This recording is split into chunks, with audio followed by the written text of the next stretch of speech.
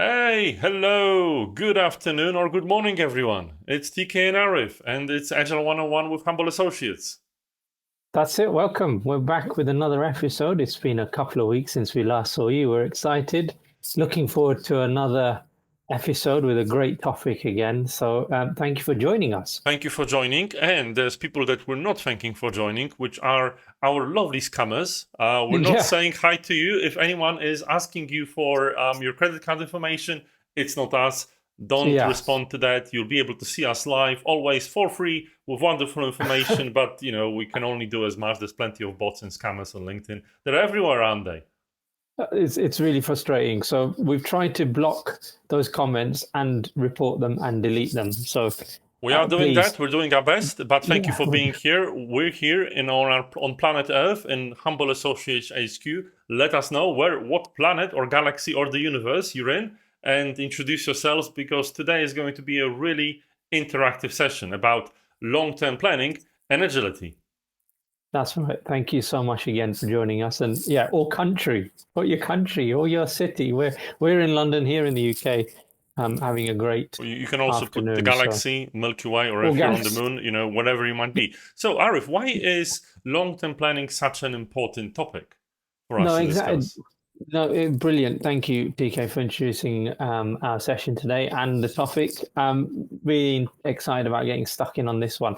It's a very common challenge that we see with teams who are new to agility, new to agile ways of working, and especially in terms of teams who are trying to just bridge that gap from where they're coming from in terms of maybe more traditional ways of working to an agile way of working, which is suddenly demanding value on an iterative basis, and you're meant to demonstrate something quicker or with shorter feedback loops, whatever it might be. And people get this kind of anxiety about, well, hold on, I've got a lot of things I want to plan over the next 6, 9, 12 months. How do I solve that? How do I still do that and maintain working in an agile way? Yeah, There's a bit of a absolutely. conundrum there. And So it that's why is we quite a thought, conundrum, so we'll try to yeah, solve it a bit. But yes. first, we've got a bit of a question for you. So, why do we need to plan for the long term at all? It seems like a bit of a ridiculous question, but I would like you to get on to the chat and let us know, why do you think we need to be planning for the long term at all? I'd say it's an interesting open question, isn't it? So, Arif, this one's for you. So, why do we need to plan long term at all? It's like, what's the purpose? Well, I think similar to what we've talked about in the past. I mean, there are organizations, some organizations where the rate of change may be a bit slower. For other organizations, the rate of change is quicker and things are constantly happening. Um, Irrespective of that, there may be some, trends or long-term growth that the company or organization is trying to target or trying to work towards. And so they may have some ideas of where they see themselves in 2, 3, 4, 5 years' time, irrespective of how things may be changing in the current world, they still have some ambitions maybe. So in order to kind of get towards those ambitions or work towards them, whether they be growth ambitions or scaling ambitions or whatever that might be the case, it's useful to have some mechanisms, I think, and some ways that we can help all those organizations, even if they're working in agile way, to try and bridge that gap. That's what I would say. It's a very good point, Arif. And I think personally, for me, if people plan for the long term to be able to gain some predictability and safety, but then again, it's sometimes it hinders more than helps. So if you look at Liza Atkins' definition of agility, you'll actually see that it's a response to an ever-changing, complex world. And Yes. if the world is ever changing, as you said, it's a bit of a conundrum trying to square long-term planning and agility. So Yeah. does it go together, Arif? Yeah, I think we have to first, to embrace this topic, we have to Mm. remove the shackles of what we traditionally see as long-term planning, right? Where long-term planning is made up of, or has been made up of being asked to go away and come up with a strategy or a plan that is fairly well defined and fairly well laid out around what the kind of big things that a company or organization may want to target over 6, 9, 12 months, right? And that therefore, once that's kind of given some kind of green light approval by a company board of directors or senior management team, for instance, teams are then given the ability to then execute accordingly. Very traditional way of perhaps doing some of this long-term plan. I think when we're looking at it from an agile perspective, we need to flip that on its head and we need to rethink some of these aspects because they necessarily don't fit, as you've just demonstrated, Lisa Adkins' definition of this idea that, well, the world is constantly evolving and changing. So therefore, trying to set in stone necessarily what you want to do over the next 6, 9, 12 plus many months, it doesn't, it's that square peg in a round hole situation. Indeed, So yeah. instead, I think we're going to talk about some other options on some other mechanisms teams, organizations can use that can give them some ability to look further ahead than, say, 2 weeks, 3 weeks, a month, or whatever it might be. Look further ahead, but give them that flexibility to be able to adapt to what's going on in the environment around them. But this is quite interesting in terms of, like, for instance, we've got Zach saying that I think it's a very important point of view, which is that Agile has been taken up by organizations that need long-term planning. And I think Linda, what she said is that long-term planning is absolutely critical for having a sustainable business. And she has quite a few likes there. So we believe, and people inherently believe, long-term planning is something we must do. But there's an expert with a lovely quote. So there's this quote by Mike Tyson. Arif, I remember when I told you this quote, you had a bit of a laugh, didn't you? It's brilliant. Love it. It is absolutely brilliant. And I think personally, what I've seen in business and in life is that often when we do long-term planning, we don't necessarily consider the enemy or the environment, right? If you look at the quote from Lisa Atkins, what you will actually see is the response to the complex world, whereas actually a lot of people do long-term planning by just statically looking at the situation they're in. And the problem there is, an enemy comes in and they just punch you in the face and your plans go nowhere. So the important thing is, in order to keep yourself agile, you probably want to have some good techniques for planning. And today, we're going to demonstrate a couple. Just quickly, yes, TK, before you move, and I think you said enemy. Probably another way of looking at it is it's the unexpected. Yes. So it's the unexpected comes and punches you in the mouth. And then what are you going to do with your plan? That's the question. So that's what I think I would invite everyone today to just ponder and think about as we go through the rest of the content. But yeah, and it's probably, I said enemy just because I spent some time after work playing war games, and there's a lot of planning that happens. And even if you play chess, right, you tend to plan things in a way that's a bit static. In your head, playing the game. But what you don't expect is the adversary, the market, the change, always trying to find ways to adapt to your strategy. That's something that plans rarely consider. So to help with that, we've got some techniques. So we've got the 3 techniques: burn down, agile, the product roadmap, and a canvas, working with a canvas. So we'll definitely see that. So there's like a comment by Jignesh. It's a bigger picture to senior leadership. Well, that's interesting what you said, Jignesh, about senior leadership and using long-term planning to communicate with people. That's actually where the roadmap comes in. But watch out, because I believe it's a bigger problem that you might think. If your leaders are requesting the plans as the method of communication, something might be wrong. But let's touch upon the first method, which is burn down. So here we are. Here's the slides on burn down. So that's a lovely graph by Henry Keyberg. Arif, would you like to explain it to us? I'm always poor at doing this. Okay, so I need to then.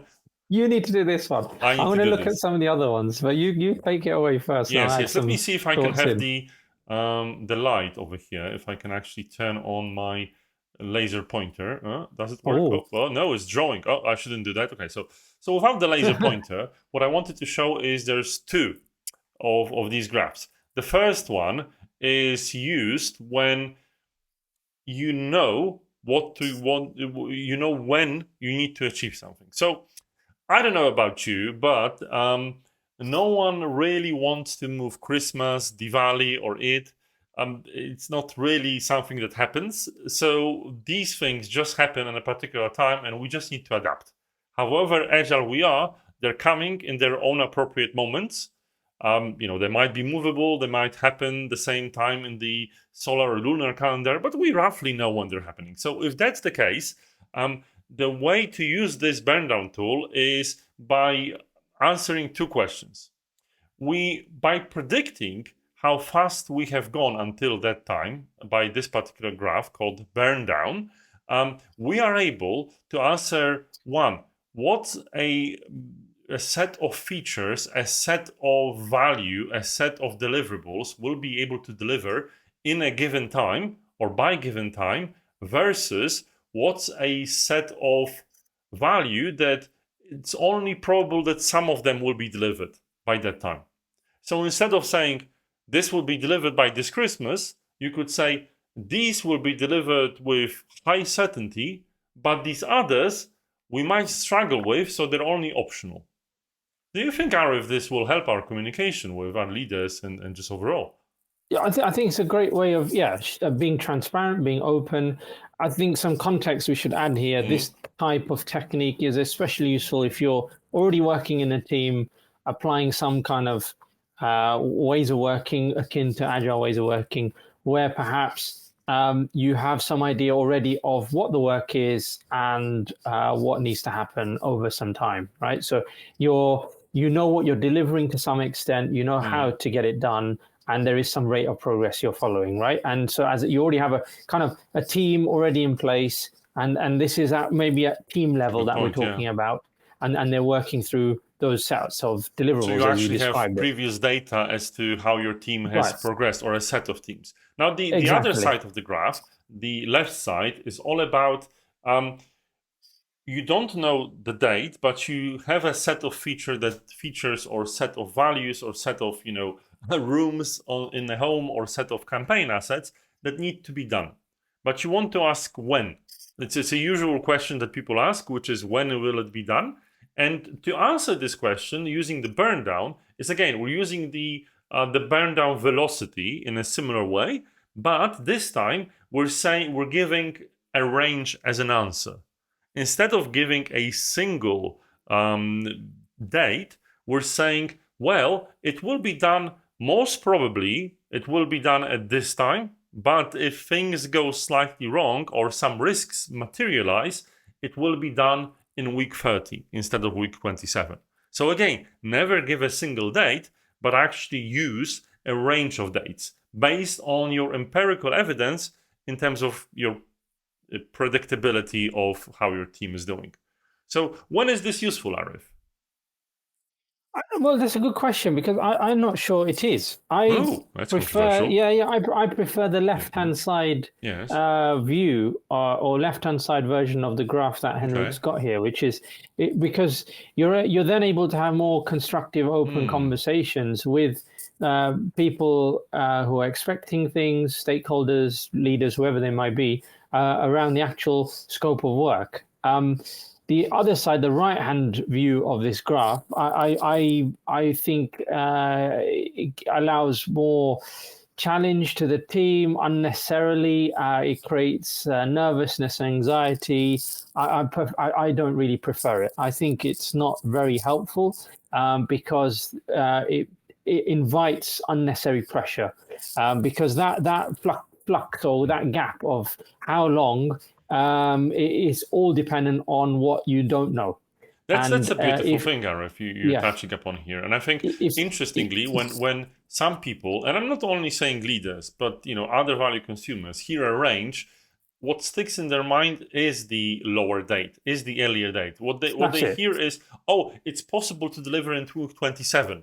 We're actually saying, if most of the things go right, this is what will happen, but you have to consider the risks, right? So then you got the problem of the stick beating might happen, or is more likely to happen with the team, because people will then say, well, you said could be 27 to 30. Well, why is it not 27 weeks? Where is it, right? So exactly. So let's not, I would put a big red cross around that right-hand graph and say, if I were to recommend how you may want to use something like this, Well, of course, most managers prefer the right hand side, Zach. But my point is, if I were to advocate what approach you would use, I would advocate using the left hand side, where we're talking about scope of work and we're having open, transparent conversations with people around. Look, the reality of what can happen and what can be done is this. So let's debate what is really, really important, prioritize what needs to happen, and then make sure we get the value delivered based on the time remaining. I think that's where we want to focus. Okay, so with that being said, Arif, we have another tool that we wanted to explore, Yes. which is roadmaps. Yes. So Roadmaps, does this yes. help?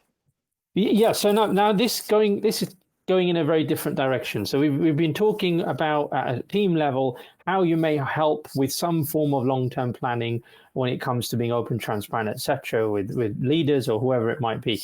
Road mapping is a completely different ball game here. This is very much looking very further afield, months at a time, perhaps. This is a very simplistic view of a roadmap. There are many versions of roadmaps out there. Very popular in the digital product development world or product management world. So I appreciate that is not something many of our non-tech audience may be aware of. But let's try and break some of it down. What you're essentially doing is some kind of predictability around, or trying to foresee where you might want to deliver some value over a 3 to 6 month period. Now, you may slice that up depending on what's important to your team, the way you work, to the type of value you deliver. So, for instance, if you are, let's say, a marketing team, you may look at various marketing campaigns that you know are coming up over the next 6 to 9 months. You may think about, for each marketing campaign, quarter one, what does it look like? Quarter two, what does it look like? Quarter three, what does it look like? You may then plot out some ideas of things you may want to drop, on each of those quarters. Similarly, say you're a finance team and you're using agile ways of working. Again, you may be looking at you already know that there are financial quarters you got to work towards. So there are some key goals, outcomes, or outputs you need to try and achieve. So time, from a time bound point of view, you would typically use this in bigger blocks of time. So quarters, months, or half years are typical time blocks. Secondly, you'd be slicing, and this is where you got the different rows. I wouldn't slice by team necessarily, but in terms of value you're trying to deliver. Like I said, marketing campaigns is a good example, or for example, a set of deliverables or features that collectively deliver some value to your end consumer, whoever that might be. Say it's a end-to-end value stream of things that you're delivering for your business. That could be an example of a row of value. So there's different ways of kind of looking at that. We don't have some examples here, but yeah, that's how I would use a roadmap. And the other thing with a roadmap, I think, there's a Roman Pichler one that we don't have here, but maybe we'll add it into the slides and send it. I'll talk to TK about that afterwards.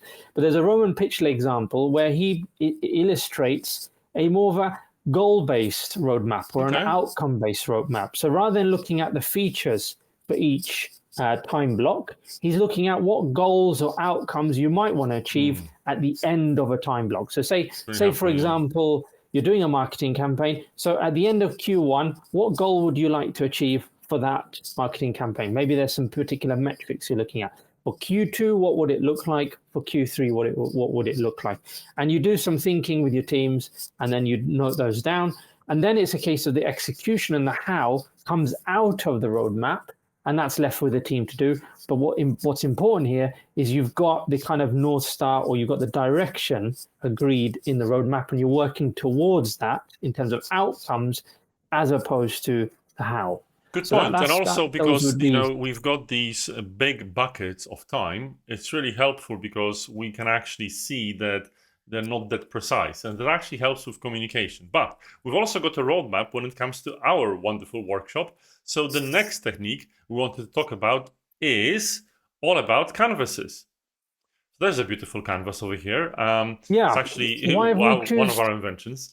Yeah, why have we choose canvases? What kind? I mean, there's plenty out there, lean business canvases and so on. The UX canvas, loads and loads of different Yeah. canvases. But as a general tool, this is one we use to help teams when it comes to ideation experimentation. We use this to help them come up with ideas and think about where they want to go with the Hmm. project or the piece of work they're doing, or their new team, and they're forming their new team and the goals for that team.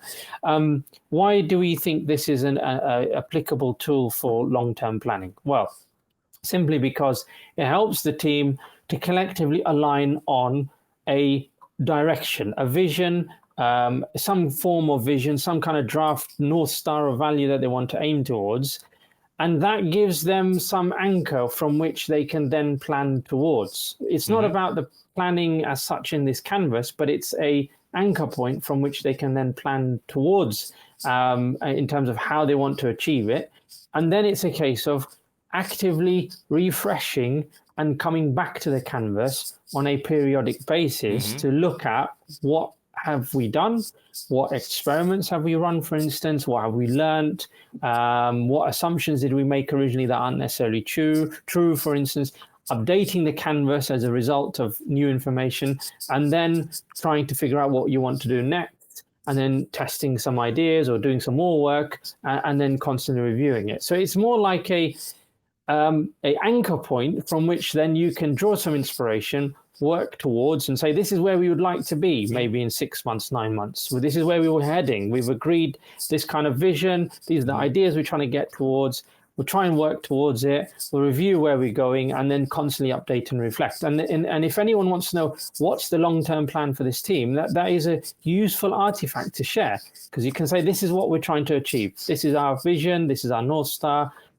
This is where we think this team is going. It most certainly is, right? And but how does it make communication with leaders better in an organization? A lot of comments here are about how communication is crucial and how leaders need these long-term plans. So how does it fill the why, Arif?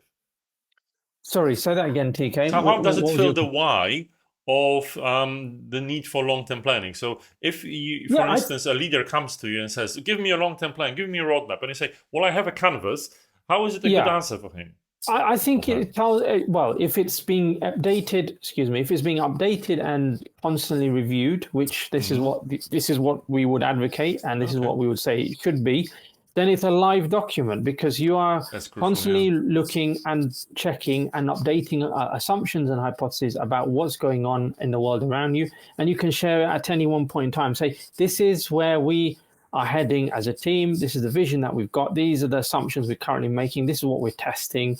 These are the ideas that we think are going to make this team successful, this project successful, whatever it might be.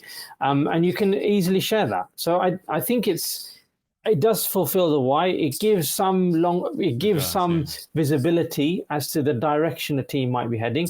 Okay, you can push me and say, well, time isn't mentioned here. Fine. Okay, time is not mentioned, but at least I have some clarity of where I'm headed, and we can have conversations about time based on the how and the execution I'm doing and the work I've got. And then we go back to that burn down chart at the start that we talked about. Okay, this is where we think we're going to get to in 6 months, 9 months, whatever it might be, based on the scope we think.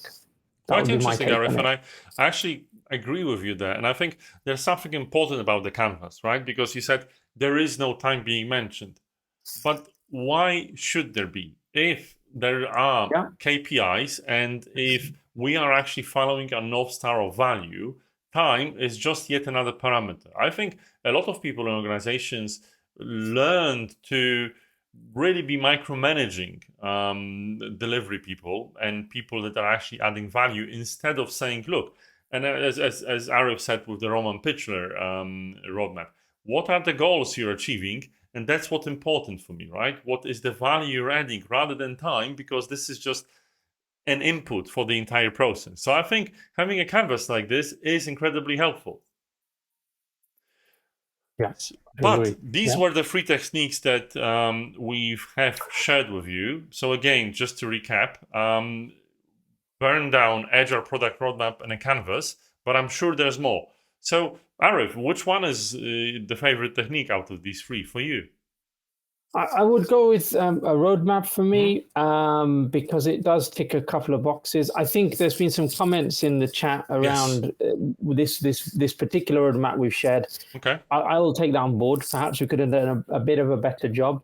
I'll hold my hands up there in terms of whether this particular example that we shared is a good one. So when we share out our slide deck, we may adjust that a bit. I But can do a secret yeah, adjustment, yes, so I won't share yeah, I it. think we may adjust the state of that roadmap. But in principle, I think a roadmap is probably the one I would go for Mhm, two reasons. Number one, it does answer that time bound aspect to some degree. mhm, But secondly, if you're using the right roadmap, that is more goal or outcome based, I mm. think then you're going to get quite a lot of value in terms of giving space, freedom to teams in terms of how they want to execute their work, and also some sense checking of how well they're doing against particular targets or outcomes that they think they want to try and achieve over those time bounded periods. Yeah, good That point, would be my Arif. And I view. think, this is an amazing tool. So now it's time for us to ask you about any tools. There are some wonderful experts here, and we're building a community,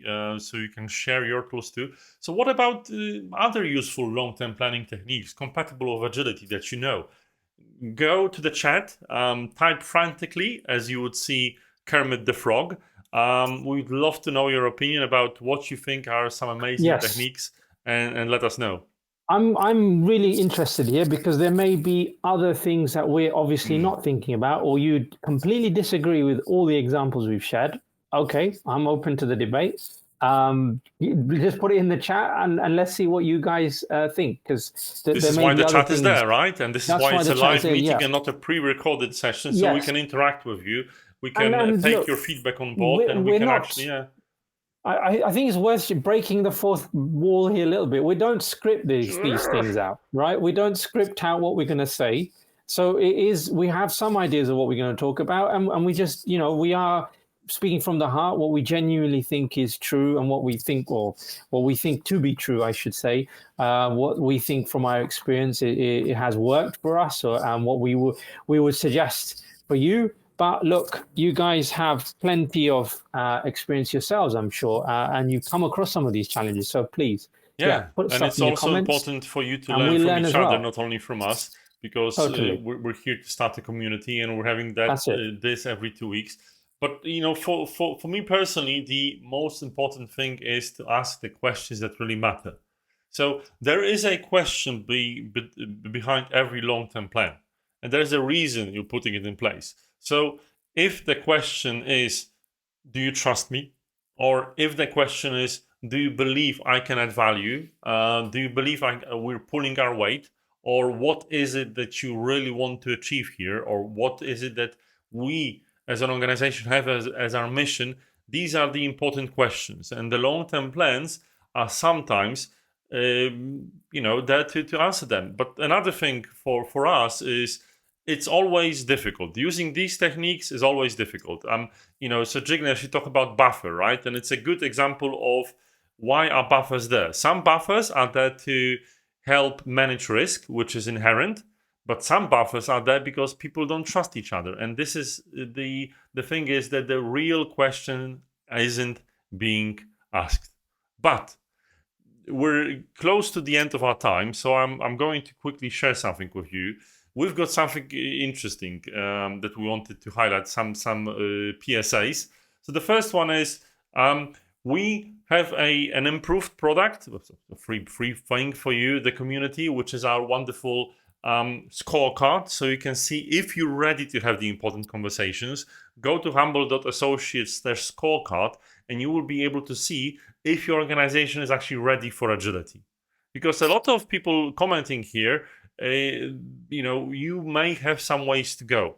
But this is a nice one to see where is it that you might want to improve for your agile journey to be really fulfilling and to be able to start it in proper anger. The next one we were going to share with you, because on the 20th of September, we've got a new show starting, the Agile Q&A. So Arif, what's the Agile Q&A all about? So this is very simple. We know that plenty of people in our community who are new to Agile, very inexperienced, or wanting to apply agility in their workplace, perhaps in a non-tech environment, especially, wanting to know more. So we're trying to help you guys out as a community and say, look, if you got questions, you're stuck with things, you got nowhere to go, you're not sure who to ask. Look, send us your questions. We should have put our email address here, but send your questions in to us. You can find us on LinkedIn as well. We're going to compile the best of them, and then we're going to have our first show later this month, or later in September, sorry. And we're going to go through have a live show with these questions, answering them, debating them, and you can get involved too, like you can on our live events. Yes, and as always, join us on Friday morning. So there's a live show tomorrow, and it's an audio show, which is all about you wonderful people talking with us and having a discussion. Tomorrow, we have a very controversial topic around kissing. So let's see. So that's it, all the PSAs for today. Thank you so much for joining. Hopefully you had fun. Thank you for all your wonderful comments. It's been lovely hosting you.